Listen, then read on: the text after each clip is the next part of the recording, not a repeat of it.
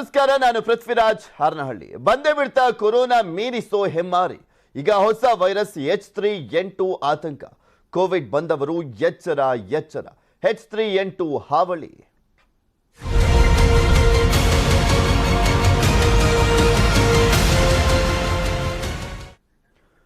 ನಿಮಗೆ deadly corona ಸೋಂಕು ತಗುಲಿತಾ? ಹಾಗಿದ್ರೆ ನಿಮ್ಮ ಆರೋಗ್ಯದ ಬಗ್ಗೆ ಎಚ್ಚರದಿಂದ ಇರಿ. ಡೆಡ್ಲಿ ಕೊರೋನಾ ಬಳಿಕ ಹೊಸ H3N2 ಆತಂಕ ಶುರುವಾಗ್ಬಿಟ್ಟಿದೆ ದೇಶದಾದ್ಯಂತ. ಕೊರೋನಾ ಆಲ್ಮೋಸ್ಟ್ ಎಲ್ರಿಗೂ ಕೂಡ ಒಂದು ರೌಂಡ್ ಬಂದೋಗಿದೆ ಅನ್ನುವಂಥ ಲೆಕ್ಕಾಚಾರನೇ ಇರುವಂಥದ್ದು. ಆಮೇಲೆ ಎಲ್ಲರೂ ಕೂಡ ವ್ಯಾಕ್ಸಿನ್ ಅನ್ನು ತೆಗೆದುಕೊಂಡಿದ್ದಾರೆ. ಈಗ ಮತ್ತೊಂದು ವೈರಸ್ನ ಆತಂಕ ಕಾಡ್ತಾ ಇದೆ ದೇಶದಲ್ಲಿ, ಅದು H3N2 ವೈರಸ್. H3N2 ಬಗ್ಗೆ ಆತಂಕ ಬೇಡ, ಎಚ್ಚರಿಕೆ ಅತ್ಯಗತ್ಯವಾಗಿದೆ. ಕೋವಿಡ್ ಬಂದಂತವರಿಗೆ H3N2 ದಾಳಿ ಭೀತಿ ಹೆಚ್ಚು ಅಂತ ಹೇಳಲಾಗ್ತಾ ಇದೆ. ತಜ್ಞರು ಹೇಳ್ತಾ ಇರುವಂತ ಪ್ರಕಾರ ಶ್ವಾಸಕೋಶಕ್ಕೆ ಘಾಸಿ ಮಾಡಿದೆ ಕೋವಿಡ್. ಅಪ್ಪರ್ ರೆಸ್ಪಿರೇಟರಿ ಮೇಲೆ H3N2 ದಾಳಿ ಭೀತಿ ಇರುವಂತದ್ದು. ಸಾಕಷ್ಟು ತಜ್ಞ ವೈದ್ಯರು ಇದ್ರ ಬಗ್ಗೆ ಅಭಿಪ್ರಾಯವನ್ನು ವ್ಯಕ್ತಪಡಿಸಿದ್ದಾರೆ. 7% ರಷ್ಟು ಜನರಿಗೆ ಆಕ್ಸಿಜನ್ ಕೊರತೆ ಆಗುವಂತ ಸಾಧ್ಯತೆ ಇದೆ ಅಂತ ಊಹಿಸಲಾಗಿದೆ. 10ರಷ್ಟು ಜನ ಆಸ್ಪತ್ರೆಗೆ ದಾಖಲಾಗುವಂತ ಸಾಧ್ಯತೆ ಇದೆಯಂತೆ H3N2 ವೈರಸ್ನಿಂದಾಗಿ. ಜ್ವರ, ಶೀತ, ಕೆಮ್ಮು, ಮೈಕೈ ನೋವು ಸಾಮಾನ್ಯ ಲಕ್ಷಣಗಳು ಇದರಲ್ಲಿ ಕಾಣಿಸ್ತವೆ. ಉಸಿರಾಟದ ಸಮಸ್ಯೆ ಕೂಡ ಉದ್ಭವಿಸಬಹುದು ಅಂತ ಹೇಳಲಾಗ್ತದೆ. ಪ್ರತಿ ವರ್ಷನೂ ಕೂಡ H3N2 ಭಾರತದಲ್ಲಿ ಕಾಣಿಸಿಕೊಳ್ತದೆ. ದೇಶದಲ್ಲಿ H3N2 ಸೋಂಕು ಕಾಣಿಸಿಕೊಂಡಿದ್ದಕ್ಕೆ ರಾಜ್ಯ ಸರ್ಕಾರ ಈಗ ಎಚ್ಚೆತ್ತುಕೊಂಡಿದೆ. ಇದು ಆರೋಗ್ಯ ಸಚಿವರಾಗಿರುವಂಥ ಡಾಕ್ಟರ್ ಕೆ ಸುಧಾಕರ್ ಅವರ ನೇತೃತ್ವದಲ್ಲಿ ಆರೋಗ್ಯ ಇಲಾಖೆಯ ಅಧಿಕಾರಿಗಳು ಹಾಗೂ ತಜ್ಞರ ಜೊತೆ ಬೆಳಗ್ಗೆ 11 ಗಂಟೆಗೆ ಸಭೆ ಕೂಡ ಇದೆ. H3N2 ಅನ್ನೋದು ಒಂದು ಇನ್ಫ್ಲೂಯೆನ್ಸಾ ಎ ವೈರಸ್ನ ಒಂದು ಸಬ್ ಟೈಪ್. ಇದೇನು ಹೊಸ ವೈರಸ್ ಅಲ್ಲ, ಗಾಬರಿ ಆಗುವಂಥ ಅವಶ್ಯಕತೆ ಇಲ್ಲ. ಯಾಕೆಂದರೆ ಇದು ನಮಗೆ ಇವತ್ತು ನೆನ್ನೆ ಬಂದಿರತಕ್ಕಂಥದ್ದಲ್ಲ. ಈ ವೈರಸ್ಸು ನಮಗೆ ಸಾಕಷ್ಟು ವರ್ಷಗಳಿಂದನೇ ಇದೆ.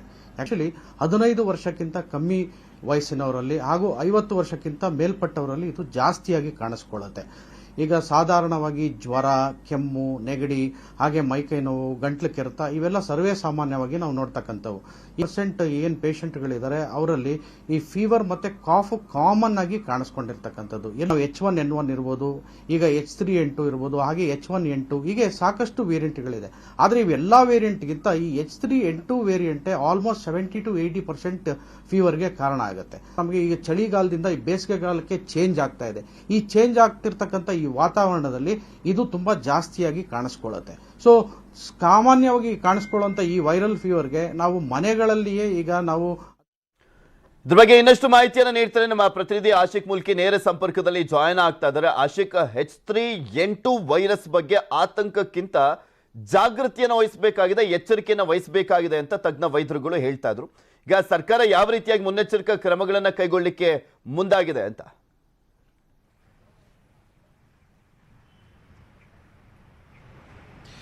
ಪೃಥ್ವಿ, ಕೋವಿಡ್ ಬಳಿಕ ಮತ್ತೊಂದು ಹೊಸದಾಗಿರುವಂಥ ವೈರಸ್ ಬಂದಿರುವಂಥ ಹಿನ್ನೆಲೆಯಲ್ಲಿ ರಾಜ್ಯ ಸರ್ಕಾರ ಕೂಡ ಎಚ್ಚೆತ್ತುಕೊಂಡು ಇವತ್ತು ಮಹತ್ವದ ಸಭೆಯನ್ನು ಮಾಡ್ತಾ ಇರುವಂಥದ್ದು. ಆರೋಗ್ಯ ಸಚಿವರಾಗಿರುವಂಥ ಕೆ ಸುಧಾಕರ್ ಅವರ ನೇತೃತ್ವದಲ್ಲಿ ಸಭೆ ನಡೆಯುತ್ತೆ. ಇದರಲ್ಲಿ ಆರೋಗ್ಯ ಇಲಾಖೆಯ ಉನ್ನತ ಮಟ್ಟದ ಅಧಿಕಾರಿಗಳು ಕೂಡ ಭಾಗಿಯಾಗ್ತಾರೆ. ಕೋವಿಡ್ ಸಂದರ್ಭದಲ್ಲಿ ಯಾವೆಲ್ಲ ರೀತಿಯಾಗಿರುವಂತಹ ಪ್ರಿಕಾಷನ್ಸ್ಗಳನ್ನು ತೆಗೆದುಕೊಳ್ಳಲಾಗಿತ್ತು ಅದನ್ನು ಮುಂದುವರಿಸುವಂಥದ್ದು ಮತ್ತೆ ಬೇರೆ ಏನಾದರೂ ಹೆಚ್ಚುವರಿ ಕ್ರಮಗಳನ್ನು ತೆಗೆದುಕೊಳ್ಬೇಕು ಅನ್ನುವಂಥ ನಿಟ್ಟಿನಲ್ಲಿ ಇವತ್ತಿನ ಸಭೆಯಲ್ಲಿ ಪ್ರಮುಖವಾಗಿ ಚರ್ಚೆ ಆಗುತ್ತೆ. ಮತ್ತೆ ಈ H3N2 ಅನ್ನುವಂಥ ಈ ಹೊಸ ವೈರಸ್ ಏನಿದೆ ಇದು ಯಾವ ರೀತಿಯಾಗಿ ಆಕ್ಟ್ ಮಾಡುತ್ತೆ ಅನ್ನುವಂಥದ್ದನ್ನು ಕೂಡ ಸರ್ವಿಲೆನ್ಸ್ ಮಾಡೋದಕ್ಕೆ ಇದೀಗ ಆರೋಗ್ಯ ಅಧಿಕಾರಿಗಳು ಕೂಡ ಮುಂದೆ ಬಂದಿರುವಂಥದ್ದು. ಜೊತೆಗೆ ಈ ಒಂದು ವೈರಸ್ ಏನಿದೆ ಇದು ಹಾಂಗ್ಕಾಂಗ್ ಮೂಲದ್ದಾಗಿರುವಂಥದ್ರಿಂದ ಯಾವ ರೀತಿಯಾಗಿರುವಂತಹ ಪರಿಣಾಮ ಜನರ ಮೇಲೆ ಬೀರುತ್ತೆ ಅನ್ನುವಂಥ ನಿಟ್ಟಿನಲ್ಲೂ ಕೂಡ ಸಾಕಷ್ಟು ಅಧ್ಯಯನಗಳ ಅಗತ್ಯ ಇದೆ. ಸದ್ಯದ ಮಟ್ಟಿಗೆ ಪ್ರಾಥಮಿಕವಾಗಿ ಹಿರಿಯ ತಜ್ಞ ವೈದ್ಯರು ಒಂದಿಷ್ಟು ಸಲಹೆಯನ್ನು ಕೂಡ ಕೊಡ್ತಾ ಇದ್ದಾರೆ. ಈ ಒಂದು H3N2 ಅನ್ನುವಂಥ ವೈರಸ್ ಏನಿದೆ ಈ ವೈರಸ್ನ ಗುಣಲಕ್ಷಣಗಳು ಕೋವಿಡ್ನ ಗುಣಲಕ್ಷಣಗಳು ಯಾವುದಿತ್ತು ಹೆಚ್ಚು ಕಮ್ಮಿ ಅದೇ ರೀತಿಯಲ್ಲಾಗಿ ಇರುವಂಥದ್ರ ಈ ಹಿನ್ನೆಲೆಯಲ್ಲಿ ಆ ಕೋವಿಡ್ಗೆ ತೆಗೆದುಕೊಂಡಿರುವಂತಹ ಪ್ರಿಕಾಷನ್ಸ್ ಮೆಜರ್ಸ್ಗಳನ್ನು ಮತ್ತೆ ಇದಕ್ಕೂ ಮುಂದುವರಿಸುವಂತಹ ಒಂದು ಸಾಧ್ಯತೆಗಳು ದಟ್ಟಾಗ್ತಾ ಇರುವಂಥದ್ದು. ಪ್ರಮುಖವಾಗಿ ಈ ಒಂದು H3N2 ಅಂದರೆ ಹಾಂಗ್ಕಾಂಗ್ ಮೂಲದ ಈ ಒಂದು ಸೋಂಕು ಏನಿದೆ ಈ ಸೋಂಕು ಬೇಗವಾಗಿ ಅಟ್ಯಾಕ್ ಆಗುವಂಥದ್ದು. ಕಳೆದ ಬಾರಿ ಕೋವಿಡ್ ಸಮಯದಲ್ಲಿ ಯಾರಿಗೆಲ್ಲ ಕೋವಿಡ್ ಬಂದಿತ್ತು, ಕೋವಿಡ್ ಪಾಸಿಟಿವ್ ಆಗಿತ್ತು ಅವರಿಗೆ ಬೇಗವಾಗಿ ಇದು ಇದು ಏನು ಅಟ್ಯಾಕ್ ಮಾಡುವಂತ ಸಾಧ್ಯತೆಗಳು ಕೂಡ ಇರುವಂತದ್ದು. ಅಂದ್ರೆ ಅಪ್ಪರ್ ರೆಸ್ಪಿರೇಟರಿಯನ್ನ ಈಗಾಗಲೇ ಆ ಕೋವಿಡ್ ಬಂದಿರುವಂತ ಏನು ಜನರ ಅಪ್ಪರ್ ರೆಸ್ಪಿರೇಟರಿ ಘಾಸಿ ಆಗಿದೆ, ಅಲ್ಲಿ ಒಂದಿಷ್ಟು ಕೋವಿಡ್ ಉಳಿಸಿ ಹೋಗಿರುವಂತ ಸೆಲ್ಸ್ ಏನಿದೆ ಅದಕ್ಕೆ ನೇರವಾಗಿ ಅಟ್ಯಾಕ್ ಆಗಿ ಮತ್ತೆ ಸೋಂಕಿಗೆ ತುತ್ತಾಗುವಂತ ಸಾಧ್ಯತೆಗಳು ಕೂಡ ಹೆಚ್ಚಿರುವಂತದ್ದು. ಆದ್ರೆ ಇಲ್ಲಿ ಕೋವಿಡ್ ಮತ್ತೆ H3N2 ಅನ್ನುವಂತ ಹೊಸ ವೈರಸ್ಗೆ ಹೋಲಿಕೆ ಮಾಡಿಕೊಂಡ್ರೆ ಕೋವಿಡ್ಗಿಂತ ಬಹಳಷ್ಟು ಭಯಾನಕ ಅಥವಾ ಅಪಾಯಕಾರಿ ಅನ್ನುವಂತ ಯಾವುದೇ ನಿರ್ಧಾರವನ್ನ, ಯಾವುದೇ ಮಾಹಿತಿಯನ್ನ ತಜ್ಞರು ಕೊಡ್ತಾ ಇಲ್ಲ. ಆದರೆ ಆ ಜನರು ಎಚ್ಚರಿಕೆಯಿಂದ ಇದ್ದು ಯಾವುದೇ ರೀತಿಯಾಗಿರುವಂತಹ ಭಯ ಬೀಳದ, ಮತ್ತೆ ಇದು ಬೇಸಿಗೆಗಾಲ ಆಗಿರುವಂಥದ್ದಿಂದ ಹೆಚ್ಚು ನೀರನ್ನು ಕುಡಿದು ದೇಹವನ್ನು ಡಿಹೈಡ್ರೇಟ್ ಆಗೋದನ್ನು ತಪ್ಪಿಸಬೇಕು. ಈಗಾಗಿದ್ರೂ ಕೂಡ ಒಂದಿಷ್ಟು ಇಮ್ಯುನಿಟಿಯನ್ನು ಬಿಲ್ಡ್ ಮಾಡೋದಕ್ಕೆ ಜನರಿಗೆ ಸಾಧ್ಯ ಆಗುತ್ತೆ. ಹೀಗಾಗಿ ಈ ಒಂದು ಹೊಸ ವೇರಿಯಂಟ್ ಏನಿದೆ ಇದ್ರ ಬಗ್ಗೆ ಭಯ ಬೀಳೋ ಅಗತ್ಯ ಇಲ್ಲ. ಜೊತೆಗೆ ಒಂದಿಷ್ಟು ಮುನ್ನೆಚ್ಚರಿಕಾ ಕ್ರಮಗಳನ್ನು, ಬಿಸಿನೀರನ್ನು ಕುಡಿಯುವಂಥದ್ದಾಗಿರ್ಬೋದು, ಅಥವಾ ನಾವು ಊಟಕ್ಕೆ ಅಂದರೆ ಆಹಾರ ಪದ್ಧತಿಯಲ್ಲಿ ಒಂದು ಫ್ರೇಮಿಂಗ್ ಮಾಡುವಂಥದ್ದಾಗಿರ್ಬೋದು, ಜೊತೆಗೆ ಹೊರಗಡೆ ಹೋಗುವಾಗ ಮಾಸ್ಕ್ ಅನ್ನ ಹಾಕುವಂತದ್ದಾಗಿರಬಹುದು, ಸಾಮಾಜಿಕ ಅಂತರವನ್ನ ಕಾಪಾಡುವಂತದ್ದಾಗಿರಬಹುದು. ಕೋವಿಡ್ ಟೈಮಲ್ಲಿ ಯಾವೆಲ್ಲ ರೀತಿಯಾಗಿರುವಂತಹ ಮೆಜರ್ಸ್ ಗಳನ್ನ, ಆ ಒಂದು ಪರಿಪಾಠವನ್ನ ಜನರು ರೂಢಿಸಿಕೊಂಡಿದ್ದಾರೋ ಅದನ್ನ ಇಲ್ಲೂ ಕೂಡ ಮುಂದುವರಿಸಬೇಕಾಗುತ್ತೆ. ಇವತ್ತಿನ ಮಹತ್ವದ ಸಭೆ 11 ಗಂಟೆಗೆ ಸಭೆ ನಡೆಯುತ್ತೆ. ಈ ಸಭೆಯಲ್ಲಿ ಒಂದಿಷ್ಟು ವಿಚಾರಗಳ ಚರ್ಚೆ ಆಗುತ್ತೆ. ಅದಾದ ಬಳಿಕ ಗೈಡ್ ಲೈನ್ಸ್ ಏನಾದರೂ ಇದ್ರ ಬಗ್ಗೆ ಬಿಡುಗಡೆ ಮಾಡ್ತಾರ ಅನ್ನುವಂಥದ್ದು ಸಾಕಷ್ಟು ಕುತೂಹಲವನ್ನ ಕೇಳಿಸಿರುವಂತದ್ದು. ಪೃಥ್ವಿ, ಓಕೆ, ಥ್ಯಾಂಕ್ ಯು ಆಶಿಕ್ ನಿಮ್ಮೆಲ್ಲ ಮಾಹಿತಿಗಾಗಿ. ಶರಣಾಗ್ತಾ ಇಲ್ಲ ಮಾಡಾಳ್ ವಿರೂಪಾಕ್ಷಪ್ಪ, ಅರೆಸ್ಟ್ ಮಾಡೋಕೆ ಕೈಗೂ ಕೂಡ ಸಿಗ್ತಾ ಇಲ್ಲ. ಇಂದು ನಿರೀಕ್ಷಣಾ ಜಾಮೀನಿಗೆ ಅರ್ಜಿ ಆಗ್ತಾರ ಮಾಡಾಳ್ ವಿರೂಪಾಕ್ಷಪ್ಪ ಅನ್ನುವಂತ ಪ್ರಶ್ನೆ ಇದೆ. ಅಜ್ಞಾತ ಸ್ಥಳದಲ್ಲಿ ಇದ್ದುಕೊಂಡೇ ಅರ್ಜಿ ಸಲ್ಲಿಕೆಗೆ ಸಿದ್ಧತೆ ಅಂತ ಹೇಳಲಾಗ್ತಾ ಇದೆ. ವಕೀಲರ ಮೂಲಕ ಅರ್ಜಿ ಸಲ್ಲಿಕೆಗೆ ಮಾಡಾಳ್ ಯತ್ನವನ್ನ ಮಾಡ್ತಾ ಇದ್ದಾರೆ ಅನ್ನುವಂತ ಮಾಹಿತಿ ಇದೆ. ಅನಾರೋಗ್ಯ ಕಾರಣ ನೀಡಿ ಜಾಮೀನಿಗೆ ಅರ್ಜಿಯನ್ನ ಸಲ್ಲಿಸುವಂತ ಸಾಧ್ಯತೆ ಇದೆ. 75 ವರ್ಷ ಮಾಡಾಳ್ ವಿರೂಪಾಕ್ಷಪ್ಪ ಅವರಿಗೆ, 75 ವರ್ಷದ ಮಾಡಾಳ್ ವಿರೂಪಾಕ್ಷಪ್ಪ ಅವರಿಗೆ ಸ್ಟಂಟ್ ಅನ್ನ ಹಾಕಲಾಗಿದೆ. ಮಾಡಾಳ್ಗೆ ಹೃದಯ ಸಂಬಂಧಿ ಆಪರೇಷನ್ ಆಗಿರುವಂಥದ್ದು. ಸೊ ಹೀಗಾಗಿ ಸ್ಟಂಟ್ ಅನ್ನ ಹಾಕಲಾಗಿದೆ. ಹೀಗಾಗಿ ನಿರೀಕ್ಷಣಾ ಜಾಮೀನು ನೀಡಲಿಕ್ಕೆ ಅರ್ಜಿಯನ್ನ ಸಲ್ಲಿಸುವಂತ ಸಾಧ್ಯತೆ ಇದೆ. ಇದರ ಜೊತೆಗೆ ಮಾಧ್ಯಮದಲ್ಲಿ ಪ್ರಸಾರ ಆಗ್ತಾ ಇರುವಂತ ಏನು ವಿಚಾರಗಳಿದಾವೆ ಮಾಡಾಳ್ ವಿರೂಪಾಕ್ಷಪ್ಪ ಮತ್ತೆ ಅವರ ಪುತ್ರನ ವಿಚಾರಕ್ಕೆ ಸಂಬಂಧಪಟ್ಟಂತೆ, ಅದಕ್ಕೆ ಮತ್ತೆ ಲೋಕ ತನಿಖೆಗೆ ತಡೆಗೂ ಕೂಡ ಅರ್ಜಿಯನ್ನ ಸಲ್ಲಿಕೆ ಮಾಡುವಂತ ಸಾಧ್ಯತೆ ಇದೆ ಅಂತ ಹೇಳಲಾಗ್ತಾ ಇದೆ. ಗಾಲಡಿ ಪ್ರಕರಣ ಲೋಕಾಯುಕ್ತರು ಅವರ ಮನೆ ಮತ್ತೆ ಕಚೇರಿ ಮೇಲೆ ದಾಳಿಯನ್ನ ಮಾಡಿ ಹತ್ತತ್ರ ಒಂದು 4 ದಿನ ಆಗ್ತಾ ಇರುವಂತ ಸಂದರ್ಭ ಆದರೂ ಕೂಡ ಇದುವರೆಗೂ ಎಲ್ಲಿದ್ದಾರೆ ಮಾಡಾಳ್ ವಿರೂಪಾಕ್ಷಪ್ಪ ಅನ್ನುವಂಥದ್ರ ಬಗ್ಗೆ ಸುಳಿವು ಕೂಡ ಸಿಕ್ಕಿಲ್ಲ. ಅವರು ಕೂಡ ಬಂದಿಲ್ಲ. ತನಿಖೆ ಅಂತೂ ಮುಂದುವರೆದಿದೆ. ಮಾಡಾಳ್ ಮನೆ ಮೇಲೆ ಲೋಕಾಯುಕ್ತ ದಾಳಿ ಪ್ರಕರಣ ಇಂದು ಆರೋಪಿಗಳನ್ನ ಕಸ್ಟಡಿಗೆ ಕೇಳಲಿದೆ ಲೋಕಾಯುಕ್ತ. ಪ್ರಶಾಂತ್ ಸೇರಿದಂತೆ 3ರನ್ನ ಕಸ್ಟಡಿಗೆ ಪಡಿಲಿಕ್ಕೆ ಸಿದ್ಧತೆಯನ್ನ ಮಾಡಿಕೊಂಡಿದ್ದಾರೆ ಲೋಕಾಯುಕ್ತ ಪೊಲೀಸರು. ಸದ್ಯ 14 ದಿನ ನ್ಯಾಯಾಂಗ ಬಂಧನದಲ್ಲಿ ಇರುವಂತದ್ದು ಆರೋಪಿಗಳು. ಟೋಟಲ್ ಆಗಿ ಲೋಕಾಯುಕ್ತ 6 ಜನರ ವಿರುದ್ಧ ಎಫ್ಐಆರ್ ಅನ್ನ ದಾಖಲು ಮಾಡಿತ್ತು. A1 ಆರೋಪಿ ಮಾಡಾಳ್ ವಿರೂಪಾಕ್ಷಪ್ಪ, A2 ಆರೋಪಿ ಅವರ ಮಗ ಪ್ರಶಾಂತ್ ಮಾಡಾಳ್ ಸೇರಿದಂತೆ ಅವರ ರಿಲೇಟಿವ್ ಒಬ್ಬ ಸಿದ್ದೇಶ್ ಅಂತ, ಇನ್ನ 3 ಜನ ಇದ್ರು. ಅದರಲ್ಲಿ ಒಬ್ರು ಅಲ್ಲಿ ಅಕೌಂಟೆಂಟ್ ಆಗಿದ್ದಂಥವ್ರು, ಅದರ ಜೊತೆಗೆ ಇನ್ನಿಬ್ರು ಖಾಸಗಿ ವ್ಯಕ್ತಿಗಳಾಗಿದ್ರು, ನಿಕೋಲಸ್ ಮತ್ತೆ ಇನ್ನೊಬ್ಬ ಗಂಗಾಧರ್ ಅಂತ. ಅವರೆಲ್ಲರನ್ನೂ ಕೂಡ ವಿಚಾರಣೆಗೆ ಪಡೆಯುವಂತ ಸಾಧ್ಯತೆ ಇರುವಂತದ್ದು. ಕಸ್ಟಡಿಗೆ ಪಡೆದು ಇಂದು ಕೋರ್ಟ್ಗೆ ಕೇಸ್ ತೀವ್ರತೆಯನ್ನ ವಿವರಿಸಲಿದ್ದಾರೆ ಲೋಕಾಯುಕ್ತ ಅಧಿಕಾರಿಗಳು. ವಿಚಾರಣೆಗೆ ಬೇಕು ಅನ್ನುವಂಥದ್ರ ಬಗ್ಗೆ ಮನವಿಯನ್ನ ಮಾಡಿಕೊಂಡಿದ್ದಾರೆ. ಮಾಡಾಳ್ ಮನೆ ಮೇಲೆ ಲೋಕಾಯುಕ್ತ ದಾಳಿ ಪ್ರಕರಣ ಒಂದೊಂದಾಗಿ ಹೊರ ಬರ್ತಾ ಇದೆ. ಪ್ರಶಾಂತ್ ಬಂಡವಾಳ ಏನೇ ನಡೆಯಬೇಕಿದ್ರು ಕೂಡ ಕೋಟಿ ಬಿಚ್ಚಬೇಕಾಗಿತ್ತಂತೆ. ಏನೇ ನಡಿಬೇಕಾಗಿದ್ರು ಅಂದ್ರೆ ಟೆಂಡರ್ ವಿಚಾರಗಳು, ಯಾವ್ದಾದ್ರು ಟೆಂಡರ್ ಬೇಕು ಅಂದ್ರೆ ಕೋಟಿ ಲಂಚ ಬೇಕಾಗಿತ್ತಂತೆ. ಕೆಲವರು ಸಿಕ್ಕಾಕೊಂಡ್ಮೇಲೆ ಅವರ ಭ್ರಷ್ಟಾಚಾರದ ಕರಾಳ ಮುಖಗಳ ಒಂದೊಂದೇ ಅಧ್ಯಾಯಗಳು ಓಪನ್ ಆಗ್ತವೆ. ಈ ಪ್ರಕರಣದಲ್ಲೂ ಕೂಡ ಅಷ್ಟೇ. ಪ್ರಶಾಂತ್ ದುಡ್ಡಿನ ದುರಾಸೆಗೆ ಬೇಸತ್ತಿದ್ರಂತೆ ಸಾಕಷ್ಟು ಜನ ಉದ್ಯಮಿಗಳು, ಟೆಂಡರ್ದಾರರು. KSDL ಮೇಲೂ ಕೂಡ ಕೇಳಿ ಬಂದಿತ್ತು ಹಲವು ಆರೋಪಗಳು. 1 ವರ್ಷಕ್ಕೆ 2 ರಿಂದ 3 ಬಾರಿ ಟೆಂಡರ್ ಅನ್ನ ಕರೆಯಲಾಗ್ತಾ ಇತ್ತಂತೆ. ಒಂದೊಂದು ಟೆಂಡರ್ ಅನ್ನ 3 ಬಾರಿ ಕರಿತಾ ಇದ್ರಂತೆ. ಬರೋಬ್ಬರಿ 300 ಕೋಟಿಗೂ ಹೆಚ್ಚು ಮೊತ್ತಕ್ಕೆ ಟೆಂಡರ್ ಅನ್ನ ಕರೆಯಲಾಗ್ತಾ ಇತ್ತು. ಟೆಂಡರ್ ಕ್ಲಿಯರ್ ಮಾಡಲಿಕ್ಕೆ ಹಣವನ್ನ ಕೇಳ್ತಾ ಇದ್ರಂತೆ. ಆ ಕಾರಣಕ್ಕೋಸ್ಕರನೇ ಈಗ ಸಿಕ್ಕಾಕೊಂಡಿದ್ರು. ಲಂಚವನ್ನ ಇಸ್ಕೊಬೇಕಾದ್ರೆ ಪ್ರಶಾಂತ್ ದುಡ್ಡು ಕೊಡೋದು ತಡವಾದ್ರೂ ಕೂಡ ಸಮಸ್ಯೆಯನ್ನ ಮಾಡ್ತಾ ಇದ್ರು ಅನ್ನುವಂತ ಆರೋಪಗಳು ಕೇಳಿ ಬಂದಿದೆ. ಕಮಿಷನ್ ಹಣ ತಲುಪಿಸೋದನ್ನ ತಡ ಮಾಡಿದ್ರೆ ಟೆಂಡರ್ ನೀಡಿದ್ರೂ ಕೂಡ ಕ್ಷುಲ್ಲಕ ಕಾರಣಗಳನ್ನ ನೀಡಿ ರಿಜೆಕ್ಟ್ ಮಾಡಿಸ್ತಾ ಇದ್ರು ಅನ್ನುವಂಥ ಮಾಹಿತಿಗಳು ಈಗ ಓಪನ್ ಆಗ್ತಾ ಇದಾವೆ. ಈಗ ಯಾಕೆಂದ್ರೆ ಈಗ ಆಲ್ರೆಡಿ ಸಿಕ್ಕಾಕೊಂಡಾಯ್ತಲ್ಲ, ಒಂದೊಂದಾಗಿ ಓಪನ್ ಆಗ್ತವೆ. ಏನೇನಾಗಿತ್ತು, ಯಾವ ರೀತಿಯಾಗಿ ಅಕ್ರಮ ಮಾಡಲಾಗಿತ್ತು, ಭ್ರಷ್ಟಾಚಾರ ಮಾಡಲಾಗಿತ್ತು ಅಂತ ಇದ್ರ ಬಗ್ಗೆ ಇನ್ನಷ್ಟು ಮಾಹಿತಿಯನ್ನು ನೀಡ್ತಾರೆ ನಮ್ಮ ಪ್ರತಿನಿಧಿ ಮಂಜುನಾಥ್. ನೇರ ಸಂಪರ್ಕದಲ್ಲಿ ಜಾಯಿನ್ ಆಗ್ತಾ ಇದ್ದಾರೆ. ಮಂಜುನಾಥ್, ಮಾಡಾಳ್ ವಿರೂಪಾಕ್ಷಪ್ಪ ಇದುವರೆಗೂ ಕೂಡ ಪೊಲೀಸರ ಕೈಗೆ ಸಿಕ್ಕಿಲ್ಲ. ಯಾವ ರೀತಿಯಾಗಿ ತನಿಖೆಯನ್ನ ಮಾಡಲಾಗ್ತಾ ಇದೆ? ಮತ್ತು ಒಂದ್ ಕಡೆ ಪ್ರಶಾಂತ್ ವಿಚಾರ ನಾವು ಗಮನಿಸೋದಾದ್ರೆ ಭ್ರಷ್ಟಾಚಾರದ ಒಂದೊಂದೇ ಕರಾಳ ಅಧ್ಯಾಯಗಳು ಓಪನ್ ಆಗ್ತಾ ಇರುವಂತದ್ದು. ಇನ್ನು ಹೆಚ್ಚಿನ ಅಪ್ಡೇಟ್ಸ್ ಏನ್ ಲಭ್ಯವಾಗ್ತದೆ ಈ ಪ್ರಕರಣದ ಬಗ್ಗೆ?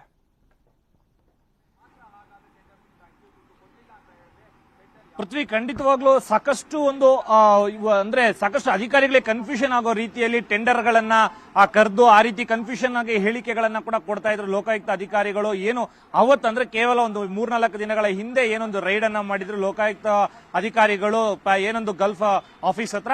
ಸದ್ಯಕ್ಕೆ ಈಗ ಅಧಿಕಾರಿಗಳಿಗೆ ಸಾಕಷ್ಟು ಒಂದು ತಲೆನೋವಾಗುವಂತ ವಿಚಾರಗಳು ಕೂಡ ಕೇಳಿ ಬರ್ತಾ ಇರ್ತಕ್ಕಂಥ. ಯಾವ ರೀತಿ ಅಂತಂದ್ರೆ ಈ ಒಂದು ವರ್ಷಕ್ಕೆ ಸುಮಾರು 2-3 ಬಾರಿ ಟೆಂಡರ್ ಆಗ್ತಾ ಇತ್ತು. ಅದರಲ್ಲಿ 300 ಕೋಟಿಗೂ ಕೂಡ ಅತಿ ಹೆಚ್ಚು ಟೆಂಡರ್ ಗಳನ್ನ ಕರೆಯಲಾಗ್ತಾ ಇತ್ತು. ಇದನ್ನ ಟೆಂಡರ್ ತಗೊಂಡಿರೋರು ವಾಪಸ್ ಟೆಂಡರ್ ಅನ್ನ ಒಂದು ಸ್ಯಾಂಪಲ್ ಪೀಸ್ ಗಳನ್ನ ಕಳಿಸ್ತಾರೆ. ಯಾವ ಓಕೆ ಮಾಡ್ತೀರಾ ಅಂತ ಹೇಳಿ ಅದನ್ನೆಲ್ಲವನ್ನು ಕೂಡ ರಿಜೆಕ್ಟ್ ಮಾಡ್ತಾ ಇದ್ರು ಪ್ರಶಾಂತ್ ಅವರು. ಯಾಕೆ ಅಂತ ಹೇಳಿದ್ರೆ ಈ ಹಿಂದೆ ಕೂಡ ಅಂದ್ರೆ ಯಾವ್ಯಾವ ಸ್ಯಾಂಪಲ್ ಪೀಸ್ ಗಳನ್ನ ರಿಜೆಕ್ಟ್ ಮಾಡ್ತಾ ಇದ್ರು ಅದೆಲ್ಲವನ್ನು ಕೂಡ ಟೆಂಡರ್ ಆಗಿರ್ತಕ್ಕಂಥ ನೀವು ನಮಗೆ ಟೆಂಡರ್ ಅಲ್ಲಿ ಕೂಗಂತ ಅಮೌಂಟ್ ಅಲ್ಲಿ ಇಷ್ಟು ಪರ್ಸೆಂಟೇಜ್ ಅನ್ನ ಕೊಡಿ ಅಂತ ಕೂಡ ಡಿಮ್ಯಾಂಡ್ ಮಾಡ್ತಾ ಇದ್ರು. ಜೊತೆಗೆ ಇದು ಈ ಬಾರಿ ಎಲ್ಲ ಸುಮಾರು 2-3 ಬಾರಿ ಇದೇ ಲೋಕಾಯುಕ್ತ ಕಚೇರಿಯಲ್ಲಿ ಏನು ಅಧ್ಯಕ್ಷರೇನಿದ್ದಾರೆ ಸೋಪ್ಸ್ ಅಂಡ್ ಡಿಟರ್ಜೆಂಟ್ ಅಂದ್ರೆ ಆ ಅಧ್ಯಕ್ಷರೇನಿದ್ದಾರೆ ಅವರು ಕೂಡ ಬಂದು 2-3 ಬಾರಿ ಪಿಟಿಷನ್ ಕೂಡ ಕೊಟ್ಟಿದ್ರು. ಅದರ ಹಿನ್ನೆಲೆಯಲ್ಲಿ KSDL ಅಲ್ಲಿ ಈ ರೀತಿಯಾಗಿ ಲಂಚ ಬೇಡಿಕೆಗಳನ್ನ ಇಟ್ಟಿರೋದೊಂದು ಗಮನಕ್ಕೆ ಬರುತ್ತೆ ಲೋಕಾಯುಕ್ತ ಅಧಿಕಾರಿಗಳಿಗೆ.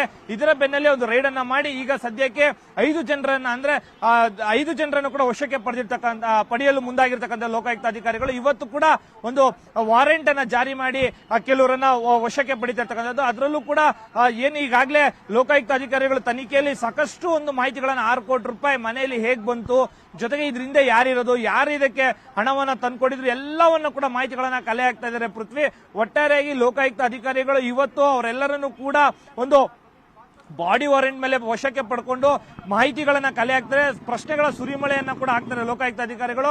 ಜೊತೆಗೆ ವಿಶೇಷವಾಗಿ 2-3 ಜನ ಡಿವೈಎಸ್ಪಿ ಅಧಿಕಾರಿಗಳ ನೇತೃತ್ವದಲ್ಲಿ ಏನ್ ಪ್ರಶಾಂತ್ ಹಾಗೂ ಇತರೆ ಏನು 4 ಜನ ಇದ್ದಾರೆ ಅವ್ರನ್ನೆಲ್ಲರನ್ನು ಕೂಡ ವಿಚಾರಣೆ ಮಾಡಲು ಕೂಡ ಸಿದ್ಧವಾಗಿರ್ತಕ್ಕಂಥದ್ದು. ಪೃಥ್ವಿ, ಓಕೆ, ಥ್ಯಾಂಕ್ ಯು ಮಂಜು ನಿಮ್ಮೆಲ್ಲ ಮಾಹಿತಿಗಾಗಿ.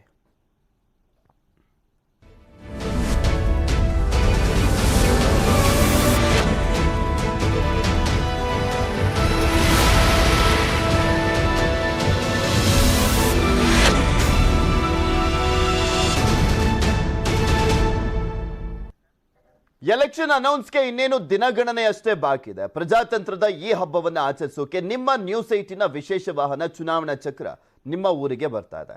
ಈ ಚುನಾವಣಾ ಚಕ್ರವನ್ನೇರಿ ಮೈಕ್ ಹಿಡಿದು ನೀವು ಕೂಡ ಮಾತಾಡಬಹುದು. ದಾವಣಗೆರೆ ಜಿಲ್ಲೆ ಜಗಳೂರು ಕ್ಷೇತ್ರದ ಜನ ಈ ಬಾರಿಯ ಎಲೆಕ್ಷನ್ ಬಗ್ಗೆ ಏನೆಲ್ಲ ಹೇಳಿದ್ದಾರೆ ನೋಡೋಣ. ಆಲೇಶ್ ಅಂತ ಬಿಳ್ಚೋಡ್ನವರು ಕಳೆದ ಹಿಂದಿನ ಬಾರಿ HP ರಾಜೇಶ್ ಅಣ್ಣವರು ಈ ಜಗಳೂರು ತಾಲೂಕಿಗೆ 13,000-14,000 ಮನೆ ತಂದಿದ್ರು. ಈ ಕ್ಷೇತ್ರದಲ್ಲಿ ಈಗಿರ್ತಕ್ಕಂಥ ಬಿಜೆಪಿ ಆಡಳಿತದಲ್ಲಿ ಒಂದು ಮನೆನೂ ಬಂದಿಲ್ಲ. ಒಂದು ಎರಡನೇದು SCP TSP ಸ್ಕೀಮ್ ಆಗಿರ್ಬೋದು, ಅವು ಯಾವ ಕೂಡ SC/ST ಫಲಾನುಭವಿಗಳಿಗೆ, ಹಿಂದುಳಿದ ವರ್ಗದವರಿಗೆ, ಅಲ್ಪಸಂಖ್ಯಾತರಿಗೆ ಯಾವ ಕೂಡ ಯಾವುದೇ ಅನುದಾನಗಳು ಬಿಡುಗಡೆ ಆಗಿಲ್ಲ. ST ಮೀಸಲು ಕ್ಷೇತ್ರದ ಜಗಳೂರಲ್ಲಿ ಸುಮಾರು SCಗೆ ಸಂಬಂಧಪಟ್ಟಿರ್ತಕ್ಕಂಥವು 5 ನಿಗಮ ಮಂಡಳಿಯಾಗ ₹1 ಕೂಡ ಸಮಾಜ ಕಲ್ಯಾಣ ಇಲಾಖೆಯಿಂದ ಬಿಡುಗಡೆ ಆಗಿಲ್ಲ.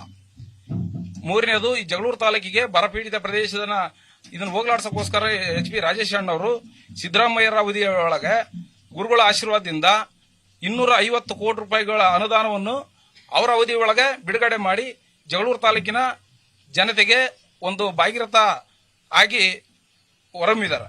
ಹಾಗಾಗಿ ಈ ಜಗಳೂರು ತಾಲೂಕಿನಲ್ಲಿ ಅತಿ ಹೆಚ್ಚು ಜನಪ್ರಿಯತೆ ಗಳಿಸಿರ್ತಕ್ಕಂಥ HP ರಾಜೇಶ್ ಅಣ್ಣವರೇ ಮುಂದಿನ MLA ಆಗಬೇಕು. ನಾನು BS ಸಾಲಪ್ಪ ಅಂತ ಇದೇ ಬಿಳ್ಚೋಡ್ನವರು. ಈಗೇನು ಭಾರತೀಯ ಜನತಾ ಪಕ್ಷದ ಆಡಳಿತದಲ್ಲಿ ಇಡೀ ಜಗಳೂರು ತಾಲೂಕು ಹಿಂದೆ 5-6 ಸರಿ ಗೆದ್ದೋದಂತ ಮಹಾನ್ಯರು ಯಾವುದೇ ಕೆಲಸ ಮಾಡಿದ್ದಿಲ್ಲ. ಈಗ ರಾಮಚಂದ್ರಪ್ಪ ಈ ಕ್ಷೇತ್ರದ MLA ಆಗಿ ಯಾವಾಗ ಕಾಂಗ್ರೆಸ್ನಿಂದ BJP ಬಂದು BJPಯಲ್ಲಿ ವಿಲೀನ ಆಗಿ ಭಾರತೀಯ ಜನತಾ ಪಕ್ಷದ ಸಿದ್ಧಾಂತಗಳನ್ನ ಮೈಗೂಡಿಸಿಕೊಂಡು ಈ ಕ್ಷೇತ್ರನ ಅಭಿವೃದ್ಧಿ ಪಥದತ್ತ ಸಿರಿಗೆರೆ ಜಗದ್ಗುರುಗಳ ನೇತೃತ್ವದಲ್ಲಿ ಮತ್ತು ಯಡಿಯೂರಪ್ಪನವರ ನೇತೃತ್ವದಲ್ಲಿ ಇಡೀ ಜಗಳೂರು ತಾಲೂಕೆ ಬಂಗಾರದ ಹೊಳೆಯ ಅಂತ ಏನ ಬರಗಾಲ ಇತ್ತಲ್ಲ ಅಂತ ಬಂಗಾರದ ಹೊಳೆಯ ಹರಿಯಂತ ತಾಲೂಕು ಆಗಿದೆ.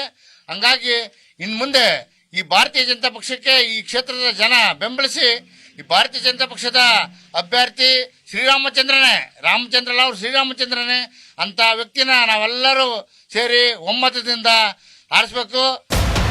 ನನ್ನ ಹೆಸರು ಭೀಮಣ್ಣ ಅಂತ ಹೇಳಿ ಬಿಳ್ಚೋಡು ಇದೇ ಗ್ರಾಮದವರು. ರಾಮಣ್ಣರು ₹1 ಕೂಡ ಇಲ್ಲಿವರೆಗೆ ಅನುದಾನ ತಂದಲ್ಲ. ನಮ್ಮ ದುಡ್ಡಿನಲ್ಲೇ ಕೆಲಸ ಮಾಡಿಸಿ ಎಲ್ಲ ಅಭಿವೃದ್ಧಿ ಮಾಡಿ ಅಂತ ಬೋರ್ಡ್ ಹಾಕ್ಸಂದಾರೆ. ಮತ್ತೆ ಯಾವುದೋ ಒಂದು ರೂಪಾಯಿನೂ ಕೂಡ ಯಾವುದೋ ಬಂದಿಲ್ಲ. ಹಾಗಾಗಿ ಎಲ್ಲ ಪೂರ್ತಿ ನಮ್ಮ ಏನು ಮಾಜಿ MLA ಇರ್ತಾರಲ್ಲ ರಾಜಣ್ಣರು, ಅವ್ರದೇ ದುಡ್ಡು ಅವ್ರದೇ ಕೆಲಸ ಇವ್ರು ಬೋರ್ಡ್ ಹೆಸರು ಹಾಕ್ಯಂದಾರೆ.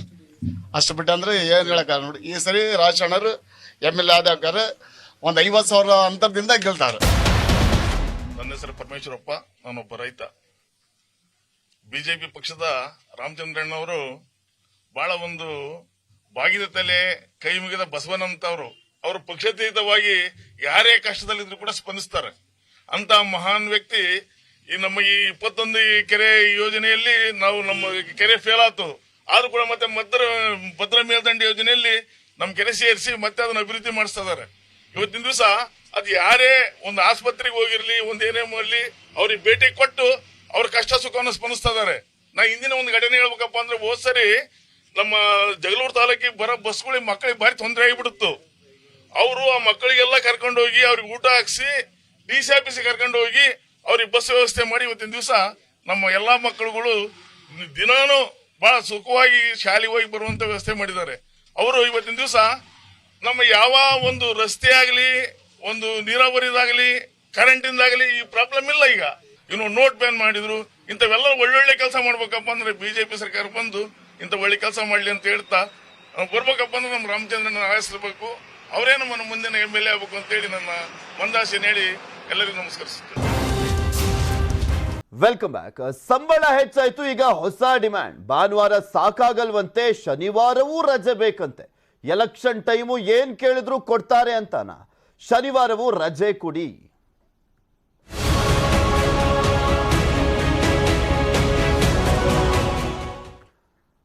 ಒಂದ್ಸಲ ಸರ್ಕಾರ ಬಗ್ಬಿಟ್ರೆ ಇನ್ನು ಕೇಳೋಣ ಅನ್ಬಿಟ್ಟು ಶುರು ಹಚ್ಕೊಂಡ್ಬಿಡ್ತಾರೆ. ಹಂಗೆ ಆಗ್ಬಿಟ್ಟಿದೆ. ಸರ್ಕಾರಿ ನೌಕರರ ಒಂದು ಹೊಸ ವರಸೆಯನ್ನ ನೋಡ್ತಾ ಇದ್ರೆ ಸಂಬಳ ಹೆಚ್ಚಿಸಿಕೊಂಡಿದ್ದು ಆಯ್ತು. ಈಗ ರಾಜ್ಯ ಸರ್ಕಾರಿ ನೌಕರರ ಹೊಸ ಬೇಡಿಕೆ, ಭಾನುವಾರದ ಜೊತೆ ಶನಿವಾರವೂ ರಜೆ ಬೇಕಂತೆ. ಚುನಾವಣೆ ಸಂದರ್ಭ ಏನ್ ಕೇಳಿದ್ರು ಒಪ್ತಾರೆ ಎನ್ನುವಂತ ಟ್ರಿಕ್ ಇದ್ದಂತೆ ಕಾಣಿಸ್ತಾ ಇದೆ.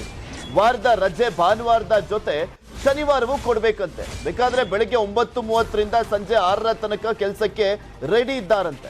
9:30ಯಿಂದ 5 ಗಂಟೆಗೆ ಹೋದಂತ ಟೈಮ್ನಲ್ಲೇ ಸಾಕಷ್ಟು ಜನ ಅಧಿಕಾರಿಗಳು ಸಿಗೋದಿಲ್ಲ.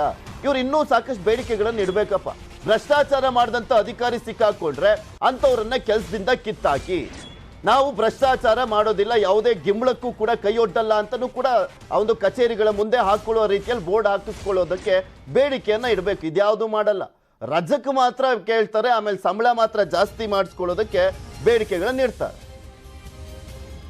ಮಾಡ್ಬಿಡಿ ಸರ್ಕಾರ 10 ಗಂಟೆ ಡ್ಯೂಟಿ ಇರೋದು 9:30 ಮಾಡಿ, 5:30 6 ಗಂಟೆ ಮಾಡಿ, ಡೈಲಿ 1 ಅವರ್ ಹೆಚ್ಚಿಗೆ ಆದರೆ ಆಟೋಮೆಟಿಕ್ 6 ಅವರ್ ಡ್ಯೂಟಿ ಆಗೋಯ್ತು. ಸೊ ನಿಮ್ಗೆ ಆಟೋಮೆಟಿಕಲಿ ಒನ್ ಡೇ ಮ್ಯಾನೇಜ್ ಆಯ್ತು. ಮ್ಯಾನ್ ಪವರ್ ಅನ್ನೋದು ಅಷ್ಟೇ. ಹಾಗಾಗಿ ಇದರಿಂದ ಏನಾಗುತ್ತೆ, ಟೂರಿಸಂ ಮತ್ತು ಎಂಪ್ಲಾಯೀಸ್ಗೆ ಏನಾಗಿದೆ 39% ಖಾಲಿ ಇರೋದ್ರಿಂದ ಒಂದು ಸ್ಟ್ರೆಸ್ ಮ್ಯಾನೇಜ್ಮೆಂಟ್ ಆಗಿ ಇನ್ನಷ್ಟು ಎಫೆಕ್ಟಿವ್ ಆಗಿ ಕೆಲಸ ಮಾಡ್ಲಿಕ್ಕೆ ಸಾಧ್ಯ ಆಗ್ತದೆ. ಇದು ಸೆಂಟ್ರಲ್ ಗೌರ್ಮೆಂಟಲ್ಲಿ ಸಕ್ಸಸ್ ಆಗಿದೆ, ಒಂದು 5-6 ರಾಜ್ಯಗಳಲ್ಲಿ ಇಂಪ್ಲಿಮೆಂಟ್ ಆಗಿದೆ. ನಾವು ಡ್ಯೂಟಿನೂ ಕೂಡ ಕಾಂಪೋಸಿಟ್ ಮಾಡ್ತೀವಿ. ಹೊತ್ತಿರೋದು 9:30, 5:30ಯಿಂದ 6 ಗಂಟೆ ಆಟೋಮೆಟಿಕಲಿ ಆ ಒಂದಿನದ ಮ್ಯಾನೇಜ್ ಆಯ್ತಲ್ಲ. ಇಷ್ಟೇ ನಾವು ಕೇಳಿರುವಂಥದ್ದು. ಅದು ಇನ್ನೂ ಅರ್ಧ ಗಂಟೆ ಹೆಚ್ಚಿಗೆ ಮಾಡ್ತಾರೆ 6:30, ನಾವು ರೆಡಿ ಇದೀವಿ ಮಾಡೋಕ್ಕೆ. ಈ ಥರದ ವಿಚಾರದಲ್ಲಿ ಸರ್ಕಾರಕ್ಕೆ ಸಲಹೆ ಕೊಟ್ಟಿದ್ದೇವೆ. ಸರ್ಕಾರ ಅದನ್ನು ತಗೊಂಡ್ರೆ ಸ್ವಾಗತ. ಅದು ಇದ್ರ ಬಗ್ಗೆ ಇನ್ನಷ್ಟು ಮಾಹಿತಿಯನ್ನ ಕೊಡ್ತಾರೆ ನಮ್ಮ ಪ್ರತಿನಿಧಿ ಶರಣು ಹಂಪಿ ನೇರ ಸಂಪರ್ಕದಲ್ಲಿ ಜಾಯಿನ್ ಆಗ್ತಾ ಇದ್ದಾರೆ. ಶರಣು ಹಂಪಿ, ಸಿಕ್ಕಿದ್ದೇ ಚಾನ್ಸು, ಎಲೆಕ್ಷನ್ ಟೈಮು, ನಾವ್ ಏನ್ ಕೇಳಿದ್ರು ಸರ್ಕಾರ ಎಲ್ಲೋ ಒಂದ್ ಸ್ವಲ್ಪ ಮನಸ್ಬೋದು, ಮನವಿಗೆ ಒಪ್ಕೊಳ್ಬಹುದು ಅನ್ನೋ ಕಾರಣಕ್ಕೋಸ್ಕರ ಎಲ್ಲಾ ವರಸೆಗಳನ್ನ ಕೂಡ ತೆಗಿತಾ ಇದ್ದಾರೆ ಸರ್ಕಾರಿ ಇಲಾಖೆ ಅಧಿಕಾರಿಗಳು. ಏನ್ ಹೇಳ್ತಾ ಇದೆಯಂತೆ ಸರ್ಕಾರ ಇದ್ರ ಬಗ್ಗೆ ಮನವಿ ಮಾಡ್ಕೊಂಡಾಗ? ಪೃಥ್ವಿರಾಜ್, 17% ವೇತನ ಹೆಚ್ಚಳ ಹಿನ್ನೆಲೆಯಲ್ಲಿ ಈಗ ಮತ್ತೊಂದು ಪ್ರಮುಖವಾದಂತ ಬೇಡಿಕೆ ಇಟ್ಟಿದ್ದಾರೆ. ಈ ಹಿಂದೆನೂ ಕೂಡ ಈ ಬೇಡಿಕೆ ಇತ್ತು, ಆದ್ರೆ ಇದಕ್ಕೆ ರಾಜ್ಯ ಸರ್ಕಾರಗಳು ಯಾವುದೇ ಕಾರಣಕ್ಕೂ, ಈ ನಮ್ಮ ರಾಜ್ಯ ಸರ್ಕಾರ ಮಾತ್ರ ಅಲ್ಲ, ಬೇರೆ ಬೇರೆ ರಾಜ್ಯಗಳಿರುವಂತ ರಾಜ್ಯ ಸರ್ಕಾರಗಳು ಕೂಡ ಒಪ್ಪಿಗೆಯನ್ನ ನೀಡಿದ್ದಿಲ್ಲ. ಈಗ ಇವ್ರು ಕೇಳ್ತಾ ಇರೋದು ಸಂಡೇ ಜೊತೆಗೆ ಶನಿವಾರನೂ ಕೂಡ ಕೊಡಿ. ಇದು ನಮಗೆ ಎಷ್ಟು ಅನುಕೂಲ ಆಗುತ್ತೋ ಗೊತ್ತಿಲ್ಲ, ಆದ್ರೆ ಬೇರೆ ಬೇರೆ ಕಾರಣಗಳಿಗೆ ಸರ್ಕಾರದ ಖರ್ಚು ವೆಚ್ಚ ಇರ್ಬೋದು, ಟ್ರಾಫಿಕ್ ಇರ್ಬೋದು, ಹೀಗೆ ಪ್ರತಿಯೊಂದಕ್ಕೂ ಕೂಡ ಬಹಳ ಅನುಕೂಲ ಆಗೋದು ನಮಗಲ್ಲ, ಜನಸಾಮಾನ್ಯರಿಗೆ ಅನುಕೂಲ ಆಗತ್ತೆ. 5 ದಿನ ಏನಿದೆ ಬೇಕಾದ್ರೆ ಹೆಚ್ಚುವರಿಯಾಗಿ ಕೆಲಸ ಮಾಡ್ತೀವಿ ಅಂತ ಹೇಳಿ ಮನವಿಯನ್ನ ಮಾಡ್ಕೊಂಡಿದ್ದಾರೆ. 7ನೇ ವೇತನ ಆಯೋಗದ ಸಮಿತಿಗೂ ಕೂಡ ವಿಸ್ತೃತವಾದಂತಹ ಮನವಿಯನ್ನು ಕೂಡ ರಾಜ್ಯ ಸರ್ಕಾರಿ ನೌಕರರ ಸಂಘ ಮನವಿಯನ್ನ ಮಾಡ್ಕೊಂಡಿದೆ.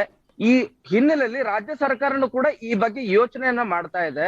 ಯಾಕಂದ್ರೆ ಶನಿವಾರ ರಜೆ ಕೊಡೋದ್ರಿಂದ ಕರ್ತವ್ಯದಲ್ಲಿರುವಂತ ಕೆಲಸಗಾರರಿದ್ದಾರೆ, ಅಧಿಕಾರಿಗಳಿದ್ದಾರೆ, ಅವರ ಒತ್ತಡವನ್ನು ಕೂಡ ಕಡಿಮೆ ಮಾಡ್ಲಿಕ್ಕೆ ಸಾಧ್ಯತೆ ಇದೆಯಾ ಅನ್ನೋದ್ರ ಬಗ್ಗೆನೂ ಕೂಡ ಚಿಂತನೆ ನಡೆಸಿದೆ.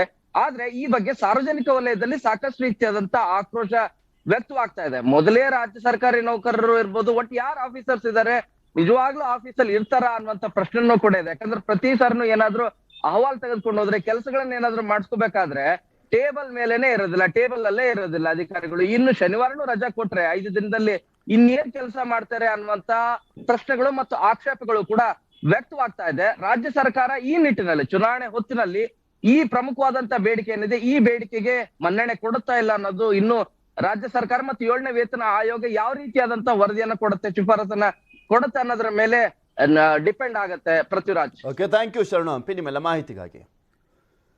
ಸರ್ಕಾರಿ ನೌಕರರ ಸಂಬಳವನ್ನ 17% ಏರಿಸಿದ್ದಾಯ್ತು. ಆದರೆ ಸಾರಿಗೆ ನೌಕರರು ಮಾತ್ರ ಪಾಪ ನಿರಂತರವಾಗಿ ಪ್ರತಿಭಟನೆಯನ್ನ ಮಾಡ್ತಾನೆ ಇದ್ದಾರೆ. ಅಹೋರಾತ್ರಿ ಧರಣಿಯೆಲ್ಲ ಮಾಡ್ತಾ ಇದ್ರು. ಅಧಿವೇಶನ ನಡೆದಂತ ಸಂದರ್ಭದಲ್ಲೂ ಕೂಡ ಪ್ರತಿಭಟನೆಯನ್ನ ಮಾಡಿ ಆಕ್ರೋಶವನ್ನ ವ್ಯಕ್ತಪಡಿಸಿದ್ರು. ಚುನಾವಣೆ ಹೊಸ್ತಿಲಲ್ಲಿ ಸರ್ಕಾರಕ್ಕೆ ಈಗ ಸಾರಿಗೆ ನೌಕರರು ಮತ್ತಷ್ಟು ಒತ್ತಡವನ್ನ ಹಾಕುವಂತ ಕೆಲಸವನ್ನ ಮಾಡ್ತಾ ಇದ್ದಾರೆ. ಮಾರ್ಚ್ 24ರಿಂದ ಸಾರಿಗೆ ಸೇವೆ ಬಂದ್ ಆಗುವಂತ ಸಾಧ್ಯತೆ ಇದೆ ಅಂತ ಹೇಳಲಾಗ್ತಾ ಇದೆ. ಮತ್ತೆ ಮುಷ್ಕರಕ್ಕೆ ಪ್ಲಾನ್ ಅನ್ನ ಮಾಡ್ತಾ ಇದ್ದಾರೆ ಸಾರಿಗೆ ನೌಕರರು. ಹಲವು ಬೇಡಿಕೆಗಳನ್ನ ಈಡೇರಿಸುವಂತೆ ನೌಕರರು ಪಟ್ಟನ್ನ ಹಿಡಿದಿದ್ದಾರೆ. ಸರ್ಕಾರಿ ನೌಕರರಿಗೆ ಸರ್ಕಾರ ಬೆದರುತ್ತೆ, ನಮ್ಗೆ ಕಿಮ್ಮತ್ತಿಲ್ವಾ ಅಂತ ಅವರು ಆಕ್ರೋಶವನ್ನ ವ್ಯಕ್ತಪಡಿಸಿದ್ದಾರೆ. ಬೇಡಿಕೆ ಈಡೇರದಿದ್ದರೆ ಬಸ್ಗಳು ರಸ್ತೆಗಿಳಿಯಲ್ಲ ಅಂತ ಎಚ್ಚರಿಕೆಯನ್ನ ಕೂಡ ಕೊಟ್ಟಿದ್ದಾರೆ. ಎಲೆಕ್ಷನ್ ಟೈಮ್ ಯಾರನ್ನೂ ಕೂಡ ಎದುರಾಕೊಳ್ಳೋದಕ್ಕಾಗೋದಿಲ್ಲ ಸರ್ಕಾರ ಅಂತ ಪರಿಸ್ಥಿತಿಯಲ್ಲಿರುವಂಥದ್ದು. ಯಾರನ್ನಾದ್ರೂ ಎದುರಾಕೊಂಡ್ರೆ ಅದು ಎಲ್ಲಿ ನಮ್ಗೆ ಉಲ್ಟಾ ಹೊಡೆದು ಬಿಡುತ್ತೆ, ಓಟ್ಗಳು ಕೈ ತಪ್ಪಿಬಿಡುತ್ತೆ ಅನ್ನುವಂಥ ಆತಂಕ ಕೂಡ ಇರುವಂಥದ್ದು. ಇನ್ನು 6ನೇ ವೇತನಕ್ಕೆ ಅನುಗುಣವಾಗಿ ವೇತನ ಪರಿಷ್ಕರಿಸಬೇಕು ಅಂತ ಆಗ್ರಹಿಸ್ತಾ ಇದ್ದಾರೆ. ಇದು ಸಾರಿಗೆ ನೌಕರರ ಬೇಡಿಕೆಗಳು. ವಜಾ ಮಾಡಿರುವಂಥ ಎಲ್ಲ ನೌಕರರನ್ನ ಪುನರ್ ನೇಮಕಾತಿ ಮಾಡಿಕೊಳ್ಬೇಕು, ನೌಕರರ ಅನುಕೂಲಕ್ಕೆ ತಕ್ಕಂತೆ ವರ್ಗ ಆದೇಶವನ್ನ ಮಾಡಬೇಕು ಅನ್ನುವಂಥದ್ರ ಬಗ್ಗೆ ಬೇಡಿಕೆಯನ್ನ ಇಟ್ಟಿದ್ದಾರೆ.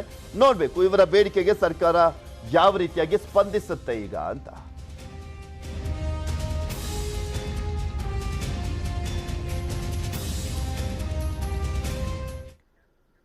ಬೆಳಗಾವಿಯಲ್ಲಿ ಕಾಂಗ್ರೆಸ್ ಮತ್ತು ಬಿಜೆಪಿ ಅನ್ನೋದಕ್ಕಿಂತ ವ್ಯಕ್ತಿ ಪ್ರತಿಷ್ಠೆಯ ಜಿದ್ದಾಜಿದ್ದು ಜಾಸ್ತಿ ಆಗ್ಬಿಟ್ಟಿದ್ದಾರೆ. ಅದರಲ್ಲೂ ಸ್ಪೆಷಲಿ ಸಾಹುಕಾರ್ ವರ್ಸಸ್ ಹೆಬ್ಬಾಳ್ಕರ್ ನಡುವಿನ ಕದನ ಮಾತ್ರ ತಾರಕಕ್ಕೇರ್ತಾನೇ ಹೋಗ್ತಾ ಇದೆ.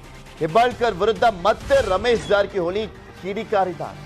ಕಳೆದ 3 ತಿಂಗಳ ಹಿಂದೆ ಮೈದಾನ ಖುಲ್ಲಾ ಹೇ ಅಂತ ಹೇಳಿದ್ರು, ಮೈದಾನ ಖುಲ್ಲಾ ಹೇ ಅಂತ ಹೀರೋಯಿನ್ ತರ ಕೈ ಮಾಡಿದ್ರು, ಮೈದಾನ ಖಾಲಿ ಇದೆ ಯಾರು ಬೇಕಾದ್ರೂ ಬರ್ರಿ ಅಂತ ಹೇಳಿದ್ರು, ನಾ ಬಂದಿದ್ದೇನೆ, ಈಗ ಯಾಕೆ ನಾಯಿ ತರ ಒದ್ದಾಡ್ತೀಯ ತಾಯಿ ಅಂತ ಏನ್ ಮಾತಾಡ್ತಾರಪ್ಪ ರಮೇಶ್ ಜಾರಕಿಹೊಳಿ ಅಂತ.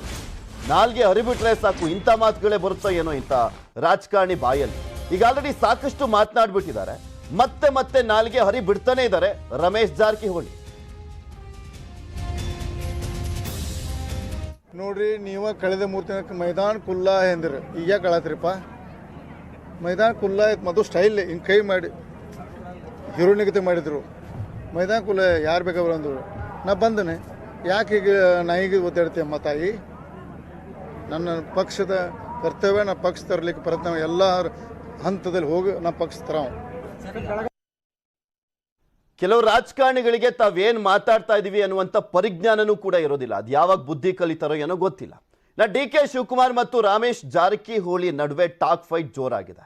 ನಾವು ಪಕ್ಷ ಕಟ್ಟಿದ್ವಿ, 8 ಸೀಟನ್ನ ತಂದ್ವಿ ಅಂತ ಹೇಳಿದಂತ ರಮೇಶ್ಗೆ ಡಿ.ಕೆ. ಶಿವಕುಮಾರ್ ತಿರುಗೇಟನ್ನು ನೀಡಿದ್ದಾರೆ.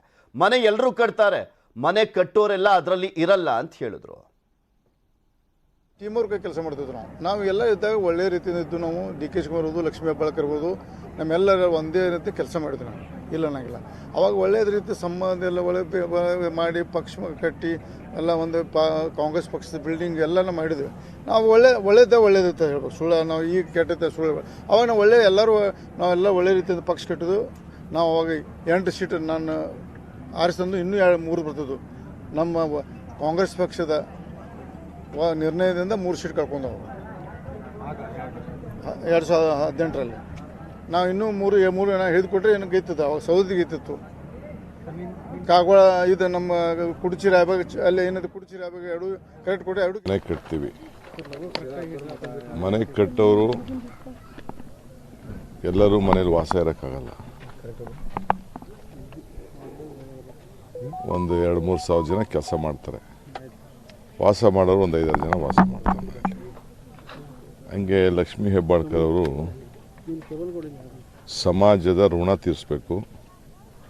ಆ ಕ್ಷೇತ್ರದ ಜನ ನನಗೆ ದೊಡ್ಡ ಶಕ್ತಿ ಕೊಟ್ಟಿದ್ದಾರೆ.